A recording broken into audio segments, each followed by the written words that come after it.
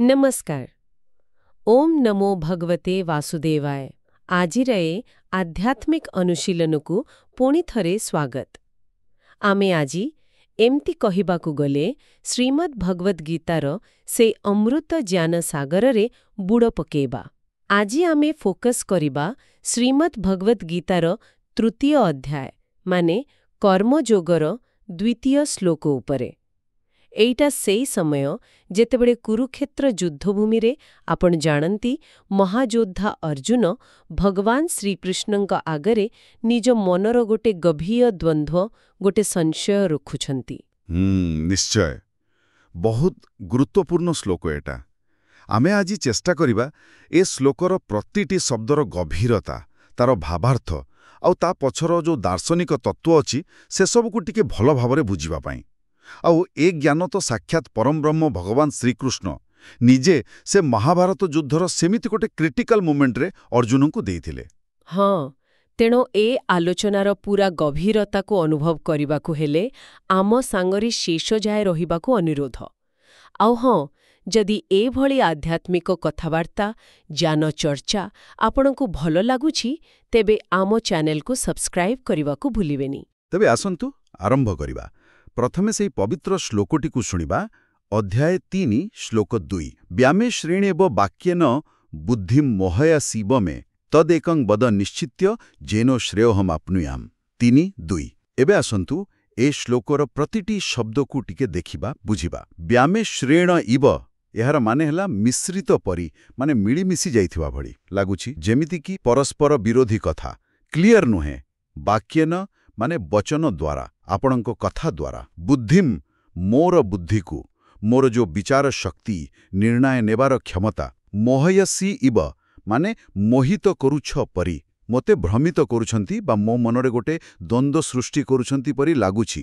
ମେ ମାନେ ମୋର ନିଜର. ତତ୍ ତାହା ମାନେ ସେଇ କଥାଟା ବା ସେଇ ରାସ୍ତାଟା. ଏକମ୍ କେବଳ ଗୋଟିଏ, ଏକମାତ୍ର, ଗୋଟେ ନିର୍ଦ୍ଦିଷ୍ଟ ସ୍ପଷ୍ଟ କଥା. ବଦ କହନ୍ତୁ, ଦୟାକରି କୁହନ୍ତୁ, ସ୍ପଷ୍ଟ କରି ବତାନ୍ତୁ. ନିଶ୍ଚିତ୍ୟ ନିଶ୍ଚିତ କରିକି, ମାନେ ସବୁ ସନ୍ଦେହ ଦୂର କରି ପୁରା କନଫର୍ମ କରିକି. ଯେନ ଯାହା ଦ୍ୱାରା, ସେଇ ଗୋଟିଏ ମାର୍ଗ ଦ୍ୱାରା. ଶ୍ରେୟ ଏଟା ବହୁତ ଗୁରୁତ୍ୱପୂର୍ଣ୍ଣ. ଏହାର ଅର୍ଥ ହେଲା ପରମ କଲ୍ୟାଣ, ସର୍ବୋତ୍ତମ ମଙ୍ଗଳ, ଆଧ୍ୟାତ୍ମିକ ଉନ୍ନତି ବା ମୁକ୍ତି, ମୋକ୍ଷ. ଅହମ୍ ମୁଁ ନିଜେ ଅର୍ଜୁନ, ଆପ୍ନୁୟ ମାନେ ପ୍ରାପ୍ତ କରିପାରିବେ, ପାଇପାରିବେ. ଓହୋ, ବହୁତ ସ୍ପଷ୍ଟ ଭାବରେ ଆପଣ ବୁଝେଇଦେଲେ. ତେବେ ସରଳ ଭାଷାରେ କହିବାକୁ ଗଲେ ଅର୍ଜୁନ ଏଠି ନିଜ ମନର କନଫ୍ୟୁଜନକୁ ବାହାର କରୁଛନ୍ତି. ସେ କହୁଛନ୍ତି, ହେ କୃଷ୍ଣ, ଆପଣଙ୍କ କଥାଗୁଡାକ ମାନେ କେମିତି ଗୋଟେ ମିଶାମିଶି ଲାଗୁଛି, ବେଳେବେଳେ ଉଲ୍ଟା ବି ଲାଗୁଛି. ଗୋଟେ ପଟେ ଆପଣ କହୁଛନ୍ତି ଜ୍ଞାନ କେତେ ବଡ଼ କଥା, ଆଉ ଗୋଟେ ପଟେ ମୋତେ ଏଇ ଭୟଙ୍କର କାମ ମାନେ ଯୁଦ୍ଧ କରିବାକୁ କହୁଛନ୍ତି. ଏଥିରେ ମୋ ବୁଦ୍ଧି ପୁରା ଚକ୍କର ଖାଇଗଲା ଭଳି ଲାଗୁଛି.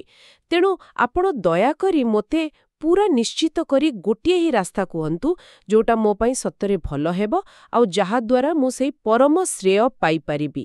ଆଚ୍ଛା, ଏ ଶ୍ଲୋକଟା ଆସିଲା କେମିତି? ମାନେ ଏହାର ଠିକ୍ ଆଗରୁ କ'ଣ କଥାବାର୍ତ୍ତା ଚାଲିଥିଲା? ହଁ, ଏ ପ୍ରସଙ୍ଗଟା ବୁଝିବା ନିହାତି ଦରକାର. ଦେଖନ୍ତୁ, ଏଇ ଶ୍ଲୋକର ଠିକ୍ ଆଗରୁ ମାନେ ଦ୍ୱିତୀୟ ଅଧ୍ୟାୟ ସେଇ ସାଂଖ୍ୟଯୋଗର ଶେଷ ବେଳକୁ ଭଗବାନ ଶ୍ରୀକୃଷ୍ଣ ଅର୍ଜୁନଙ୍କୁ ସ୍ଥିତପ୍ରଜ୍ଞ ମଣିଷର ଲକ୍ଷଣ ବୁଝେଇଥିଲେ. ସ୍ଥିତପ୍ରଜ୍ଞ ମାନେ ସେଇ ମହାପୁରୁଷ ଯେ ସବୁ ଇଚ୍ଛା, ବାସନା ଛାଡ଼ି ଦେଇଛନ୍ତି, ଇନ୍ଦ୍ରିୟଗୁଡ଼କୁ ପୁରା ନିଜ କଣ୍ଟ୍ରୋଲରେ ରଖିଛନ୍ତି, ଆଉ ସୁଖ, ଦୁଃଖ, ଲାଭ, କ୍ଷତି ଏସବୁରେ ଏକଦମ ସ୍ଥିର, ସମାନ ରହନ୍ତି. ଆଉ ଭଗବାନ ସେତେବେଳେ ସାଂଖ୍ୟଯୋଗ ମାନେ ଯୋଉ ଜ୍ଞାନ ମାର୍ଗ, ତାର ମହତ୍ତ୍ୱ ବି କହିଥିଲେ, ଯୋଉଠି ବୁଦ୍ଧି ଦ୍ୱାରା ଆତ୍ମା କ'ଣ, ଅନାତ୍ମା କ'ଣ ସେ ବିଚାର କରାଯାଏ. ଓହୋ, ଆଚ୍ଛା. ତାହେଲେ ସ୍ଥିତପ୍ରଜ୍ଞଙ୍କର ସେଇ ଯୋଉ ଉଚ୍ଚ ଆଦର୍ଶ, ମାନେ ପୁରା ନିଷ୍କ୍ରିୟ ରହିବା ଭଳି, ସବୁ ଇଚ୍ଛା ଛାଡ଼ିଦେବା ଭଳି, ସେ କଥା ଶୁଣିଲା ପରେ ଅର୍ଜୁନଙ୍କ ଭଳି ଜଣେ ମହାଯୋଦ୍ଧା ଯାହାଙ୍କୁ ଯୁଦ୍ଧ କରିବାକୁ ପଡ଼ିବ, ତାଙ୍କ ମନରେ ଦ୍ୱନ୍ଦ୍ୱ ଆସିବା ତ ସ୍ୱାଭାବିକ. ଗୋଟେ ପଟେ ସ୍ଥିର, ଶାନ୍ତ, କୌଣସି କାମନାରେ ଲିପ୍ତ ନଥିବା ଜ୍ଞାନୀର ଚିତ୍ର, ଆଉ ଗୋଟେ ପଟେ ତାଙ୍କୁ କୁହାଯାଉଛି ଏଠି ବଡ଼ ଯୁଦ୍ଧ କରିବାକୁ. ଏଇଟା ତ ନିଶ୍ଚୟ ତାଙ୍କୁ ଦ୍ୱନ୍ଦ୍ୱରେ ପକେଇଥିବ ନା କ'ଣ? ଏକଦମ ଠିକ୍ କହିଲେ. ସେହି ସମୟରେ ଅର୍ଜୁନଙ୍କର ମନ ଭିତରେ ଦୁଇଟା ମୁଖ୍ୟ ରାସ୍ତା ଭିତରେ ଯେମେ ଟକ୍କର ଚାଲିଥିଲା. ଗୋଟେ ଥିଲା ସାଂଖ୍ୟ ବା ଜ୍ଞାନ ଯୋଗ, ଯାହାକୁ ସେ ବୁଝୁଥିଲେ ଯେ ସବୁ କାମ ଛାଡ଼ିଦେଇ କେବଳ ଆତ୍ମା ବିଷୟରେ ଚିନ୍ତା କରିବା.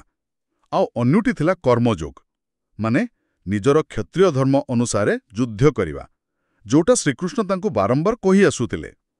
ତ ଭଗବାନ ଗୋଟେ ପଟେ ଜ୍ଞାନକୁ ବୁଦ୍ଧିଯୋଗ କହି ତାରିଫ କରୁଥିଲେ, ଯାହାକୁ ଅର୍ଜୁନ ଭାବିଲେ ଯେ ଏଇଟା କର୍ମଠୁ ବଡ଼।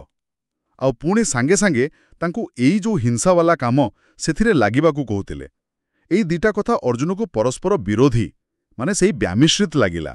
ସେଥିପାଇଁ ସେ ଗୋଟେ ସ୍ପଷ୍ଟ ପାକ୍କା ରାସ୍ତା ଜାଣିବାକୁ ଚାହିଁଲେ। ସେଇଥିପାଇଁ ସେ ଏତେ ଭିନ୍ନୟ ହେଇକି କହୁଛନ୍ତି, ତଦେକମ୍ ବଦ ନିଶ୍ଚିତ୍ୟ ଯେନ ଶ୍ରେୟୋ ହମ୍ ଅପ୍ନୁୟାମ୍। ମୋତେ କୌଣସି ଦ୍ୱିଧା ନ ରଖି ପୁରା ନିଶ୍ଚିତ କରି ଗୋଟିଏ କଥା କୁହନ୍ତୁ। ଏଇଟା ଖାଲି ଗୋଟେ ପ୍ରଶ୍ନ ନୁହେଁ, ଯେମିତି ଏଇଟା ଗୋଟେ ଆକୁଳ ନିବେଦନ। ସତେ ଯେମିତି କହୁଛନ୍ତି, ପ୍ରଭୁ ମୋତେ ଦ୍ୱନ୍ଦ୍ୱରୁ ବାହାର କରନ୍ତୁ, ମୋ ପାଇଁ କୋଉ ଗୋଟିଏ ରାସ୍ତା ସବୁଠୁ ଭଲ, ଦୟାକରି ସେଇଟା କୁହନ୍ତୁ।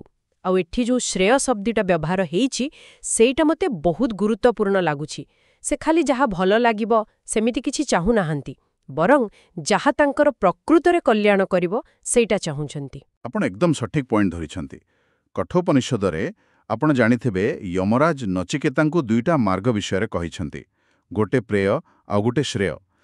ପ୍ରେୟ ହେଉଛି ସେଇ ରାସ୍ତା ଯାହା ଆମ ଇନ୍ଦ୍ରିୟମାନଙ୍କୁ ସାଙ୍ଗେ ସାଙ୍ଗେ ଭଲ ଲାଗେ, ଯାହା ଆକର୍ଷଣୀୟ, ସୁଖକର ଲାଗେ, ପ୍ଲେଜେଣ୍ଟ, ଯେମିତିକି ଦୁନିଆର ସୁଖ, ପଇସା, ନାଁ, ଡାକ।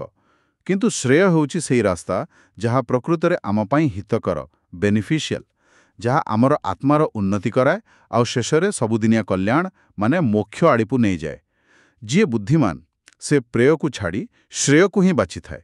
ତ ଅର୍ଜୁନ ଏଠି ଯୁଦ୍ଧ ଜିତିବା ବା ରାଜ୍ୟ ପାଇବା ଭଳି ପ୍ରେୟ କଥା ପଚାରୁନାହାନ୍ତି, ସେ ପଚାରୁଛନ୍ତି ପରମ କଲ୍ୟାଣ ବା ଶ୍ରେୟର ରାସ୍ତା। ଏଇଟା ତାଙ୍କ ଜିଜ୍ଞାସାର ଗଭୀରତା ଦେଖାଉଛି।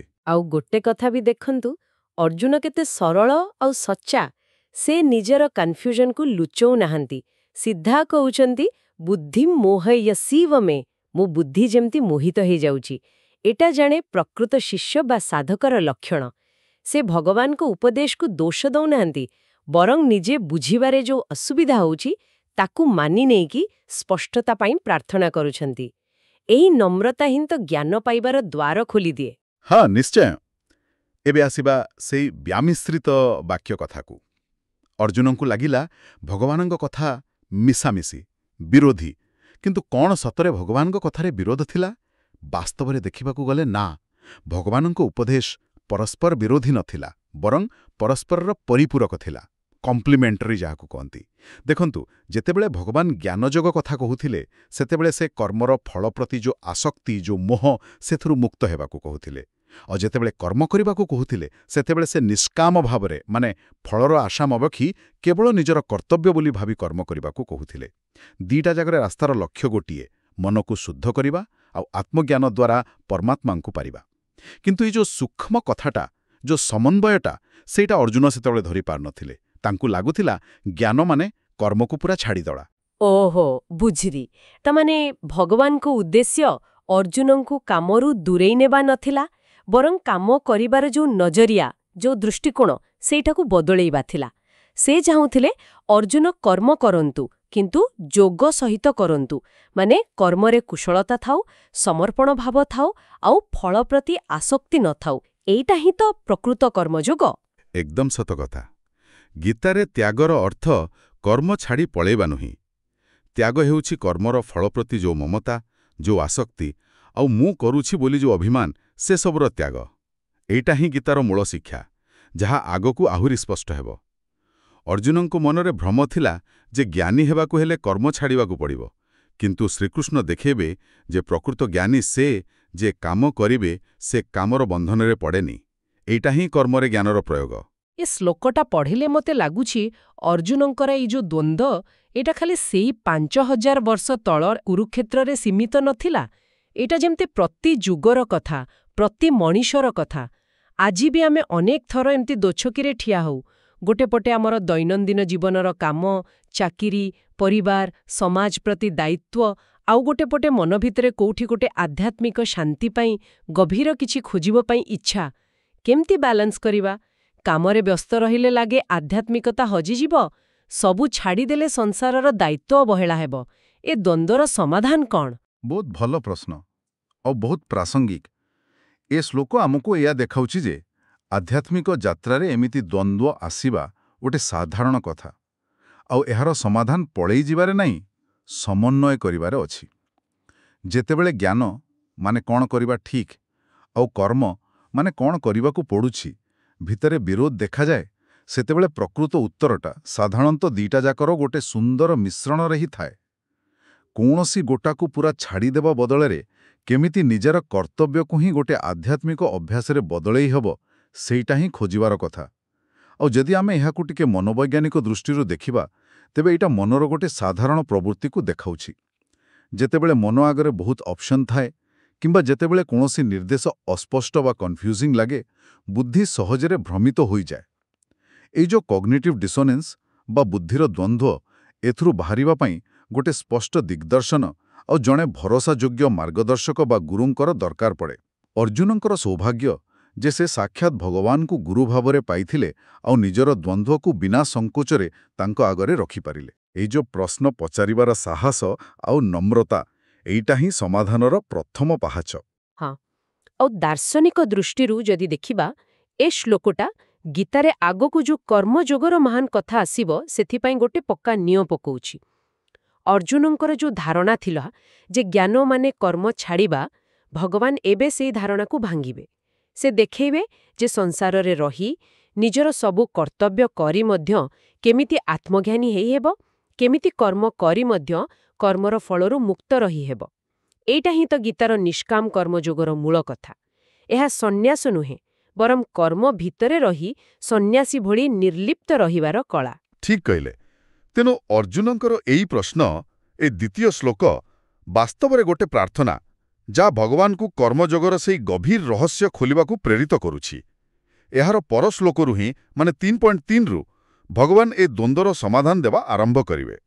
ସେ ସ୍ପଷ୍ଟ କରିବେ ଯେ ଏ ଦୁନିଆରେ ମୁଖ୍ୟତଃ ଦୁଇ ପ୍ରକାରର ମାର୍ଗ ବା ନିଷ୍ଠା ଅଛି।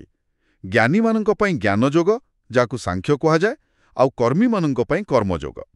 ଦିଟା ଯାକ ଭଲ, କିନ୍ତୁ ବେଶୀଭାଗ ଲୋକଙ୍କ ପାଇଁ, ବିଶେଷ କରି ଅର୍ଜୁନଙ୍କ ଭଳି ସକ୍ରିୟ ମଣିଷ ପାଇଁ, କର୍ମଯୋଗ ହିଁ ବେଶୀ ସହଜ, ସ୍ୱାଭାବିକ ଆଉ ଶ୍ରେୟସ୍କର ମାର୍ଗ। ହଁ, ମୋର ବି ମନେ ହେଉଛି ଭଗବାନ ଆଗକୁ ଏଇଆ ବୁଝେଇବେ ଯେ କର୍ମ ନ କରେ ତ କେହି ମୁହୂର୍ତ୍ତେ ବି ରହିପାରିବେ ନାହିଁ। କାରଣ ଆମ ପ୍ରକୃତି ଆମକୁ ସବୁବେଳେ କିଛି ନା କିଛି କାମ କରିବାକୁ ବାଧ୍ୟ କରେ। ତେଣୁ କର୍ମ ଛାଡ଼ିବାର ପ୍ରଶ୍ନ ହିଁ ନାହିଁ। ପ୍ରଶ୍ନ ହେଉଛି କର୍ମକୁ କେମିତି କରିବା। ଫଳର ଆଶା ଛାଡ଼ି କର୍ତ୍ତବ୍ୟ ବୋଲି ଭାବି ଈଶ୍ୱରଙ୍କୁ ଅର୍ପଣ କରି ଯେଉଁ କର୍ମ କରାଯାଏ, ସେଇଟା ବନ୍ଧନ ତିଆରି କରେନି, ବରଂ ମୁକ୍ତି ପାଇଁ ସାହାଯ୍ୟ କରେ। ଏଇଟା ହିଁ ଗୀତାର ଗୋଟେ ମୂଳ ମନ୍ତ୍ର।